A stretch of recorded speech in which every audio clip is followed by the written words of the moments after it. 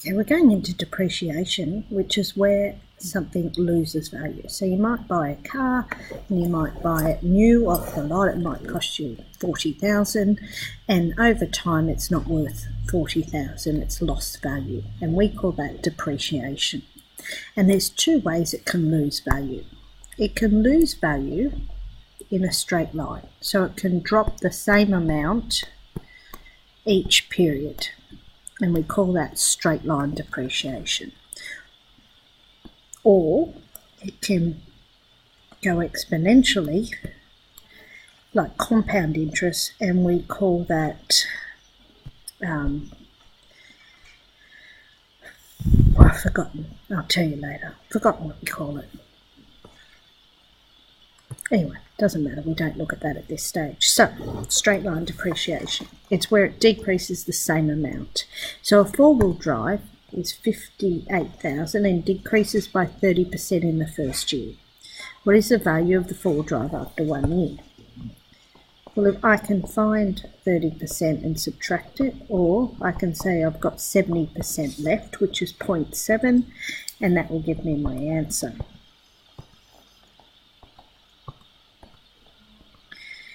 $40,600.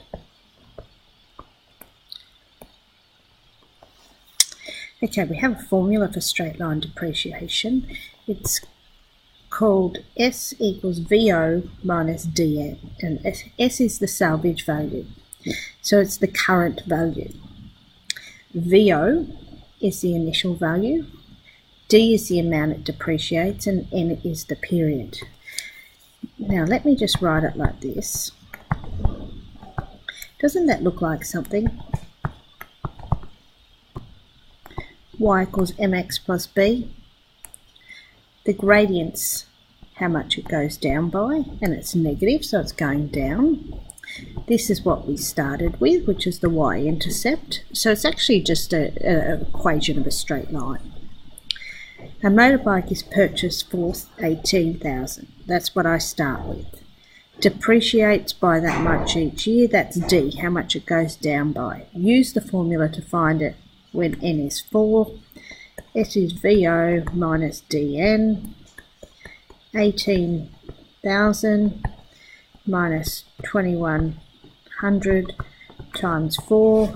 And if I put that in my calculator,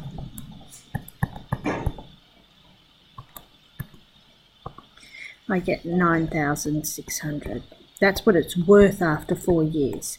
If I want to know how much it went down, I would have to find the difference.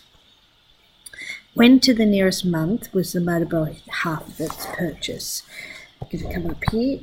It's saying when is S equal to 9,000? Find N. So 9,000 equals, it still cost 18,000. I'm still going down 1,200, but I'm trying to find N. If I find the difference here, it's an equation, minus, so I've got minus 9,000, because 9,000 minus 18,000 is minus 9,000. These go away, and I'm left with minus 1,200 N. If I divide it by minus 1,200, I'll get N on its own. So it's 900 divided by, I didn't put the minus in because 2 minus go away. So it's 4.28. If I times it by 12, I will get how many months? There's 51 months.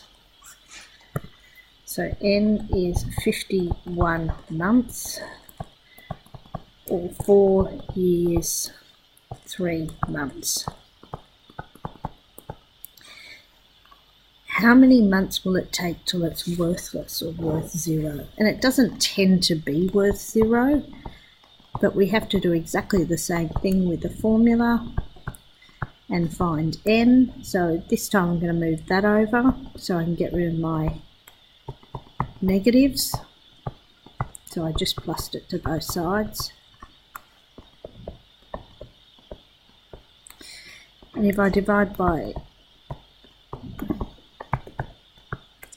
I get N, it's go to the calculator. I love how this comes up on the screen, even if it is in my face. Divided by 2100 equals 8.57. Again, if I times it by 12, it'll tell me it's 103 months. 8 was the whole number, which is 96, so it's 8 years and 7 months. It's really just playing with equations. We could have done this when we did straight line equations.